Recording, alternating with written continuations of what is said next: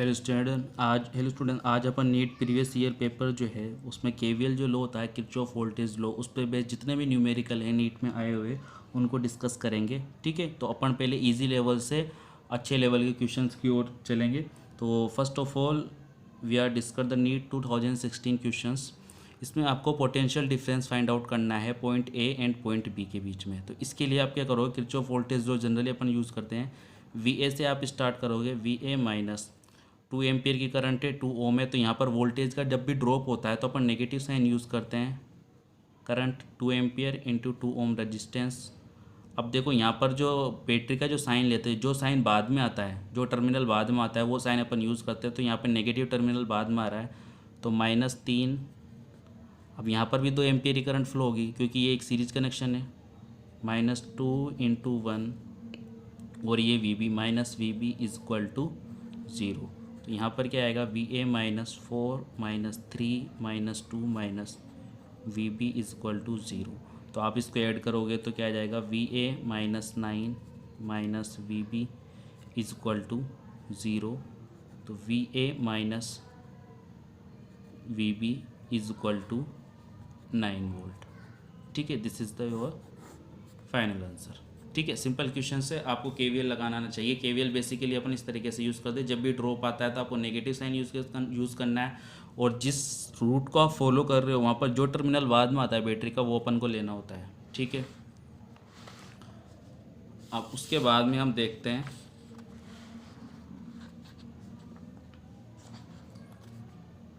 ठीक है, second question जो आपका है,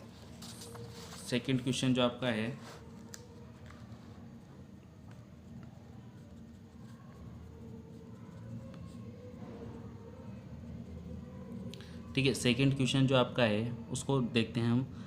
तो देखो सेकंड क्वेश्चन के अंदर क्या है, थोड़ा सा कॉन्सेप्चुअल क्वेश्चन है, नीट 2012 के अंदर आया था। देखो यहाँ पे आपको अगर आप यहाँ पर देखो cell A and cell B, इसका रजिस्टेंस जो है वो नेग्लिजिबल है।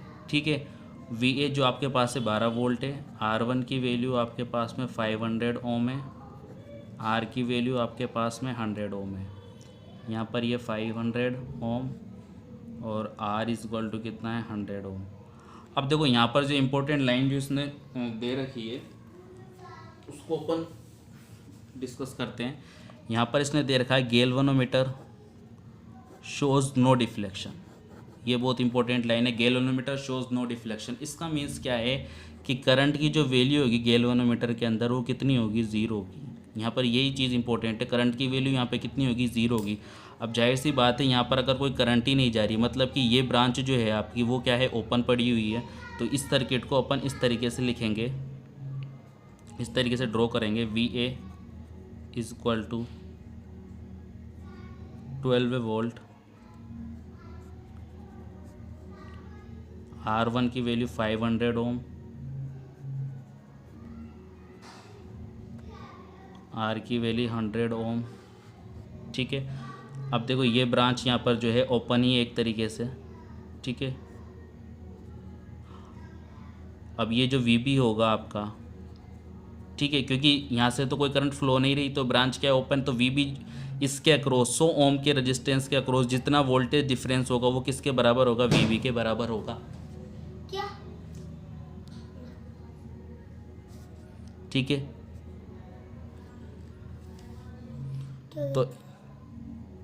तो यहाँ पे देखो VA, यहाँ पे किरचॉफ वोल्टेज लॉ लगाते हैं अपन। यहाँ पे अपन ने करंट कितनी मान ली, I मान ली, तो 12 माइनस 500I माइनस यहाँ पर आ रहे अपन 100I इज इक्वल टू 0। तो 12 minus 600I is equal to 0। तो I is equal to 12/600 is equal to 1/50 ampere. ये अपने पास में I की वैल्यू आ गई। अब VB जो होगा इसके अक्रॉस जितनी करंट फ्लो हो रही है, I करंट आ रही है, यहाँ पर ओपन ब्रांच, यहाँ पर कोई करंट फ्लो नहीं होगी, तो यहाँ से अपन सिंपली निकाल सकते हैं VB is equal to I into R. I की वैल्यू 1/50 इंटू R की वैल्यू कितनी है, 100। तो यहाँ से VB की वैल्यू कितनी आ जाएगी, 2 वोल्ट। ठीक है, तो ये अपना सॉल्यूशन होगा नीट 2012 का क्वेश्चन से। यहाँ पर यही लाइन आपको इंपॉर्टेंट रोल प्ले कर रही है कि आई जी की वैल्यू कितनी होगी, 0 होगी। ठीक है, now discuss the next questions.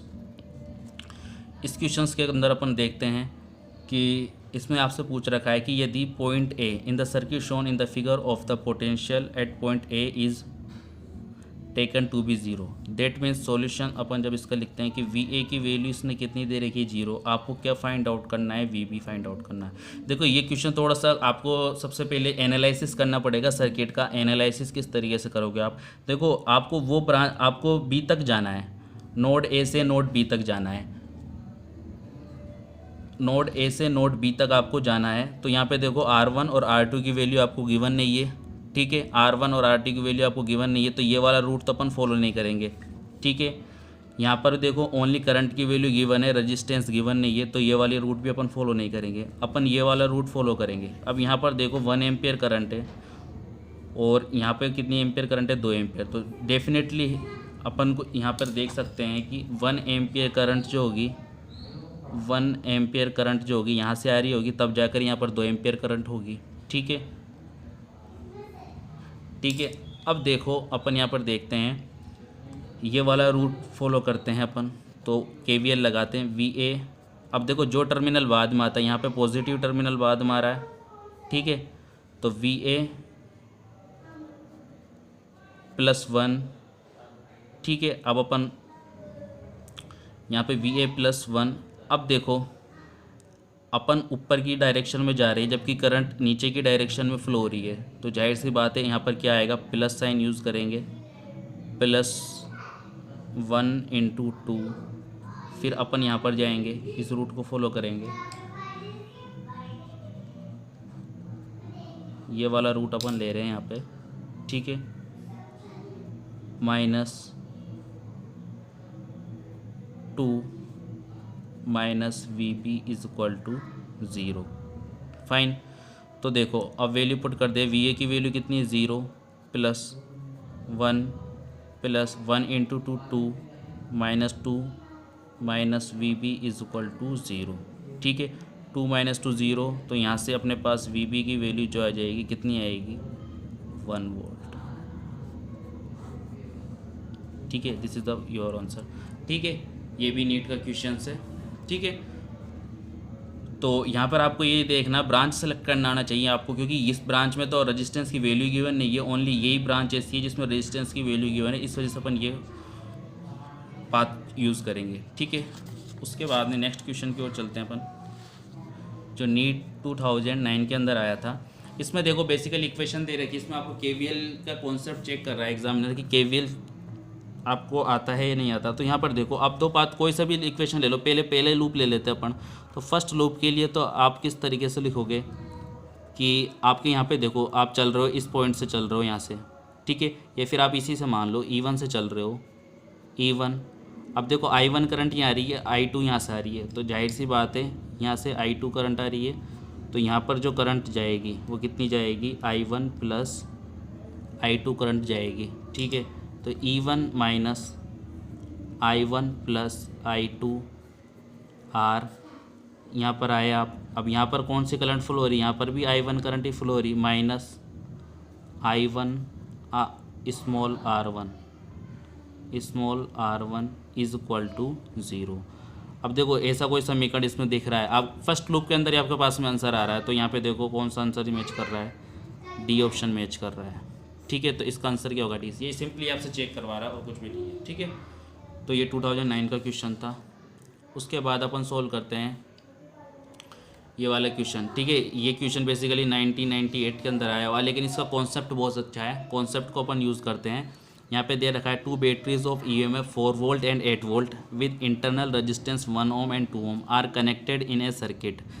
कहने का मतलब ये है कि 2 बैटरी आपके पास में 4 वोल्ट और 8 वोल्ट की। ठीक है, इंटरनल रेजिस्टेंस 1 ओम और 2 ओम है। ठीक है, एक्सटर्नल रेजिस्टेंस जो सर्किट का है वो कितना है, 9 ओम है। ठीक है, the current and potential difference between the point P and Q। Point P और पॉइंट Q के बीच की आपको क्या निकालना है, पोटेंशियल डिफरेंस फाइंड आउट करना है। ठीक है, अब देखो इसमें सिंपली क्या है कि जो वोल्टेज ज़्यादा होगी उस वोल्टेज से करंट फ्लो होगी। अपन को ये जनरली मानना होता है, अदरवाइज आप कोई से भी 4 वोल्ट से भी स्टार्ट कर सकते हो, 8 वोल्ट से भी आप स्टार्ट कर सकते हो।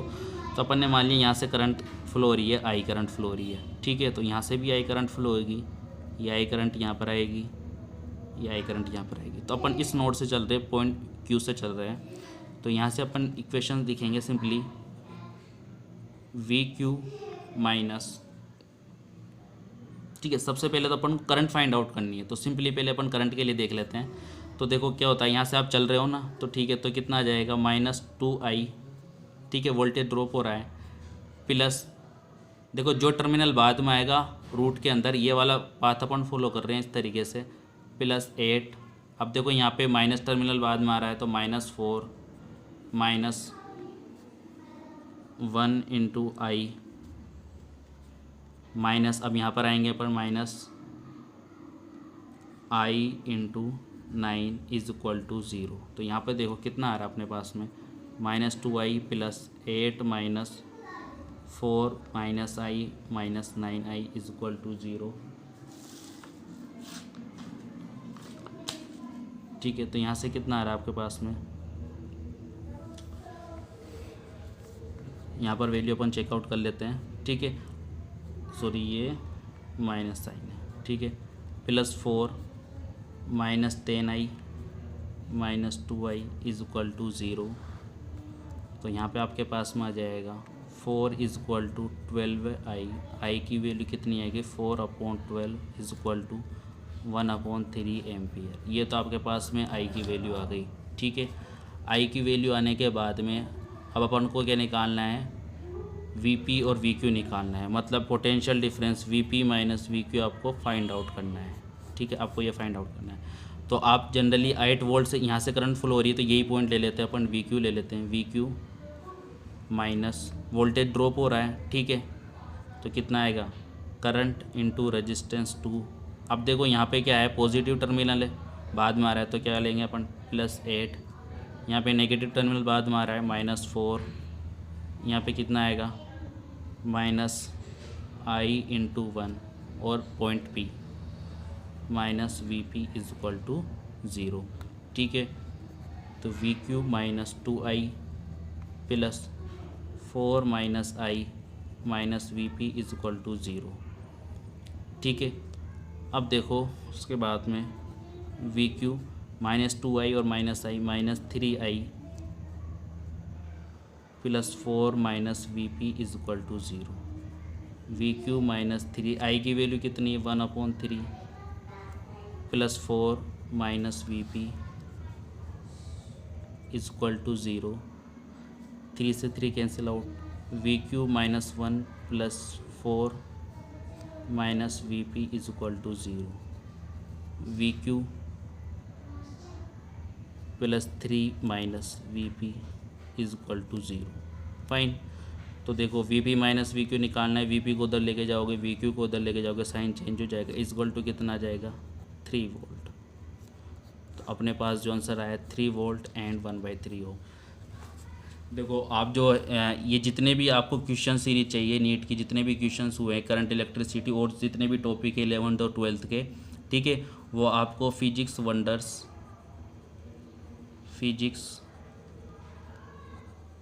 वंडर्स चैनल पर आपको प्लेलिस्ट मिल जाएगी, ठीक है। नीट के मैं डेली क्वेश्चन अपलोड करता हूँ, ठीक है। तो I hope that you will understand in better way, ठीक है। Thank you very much all of you guys.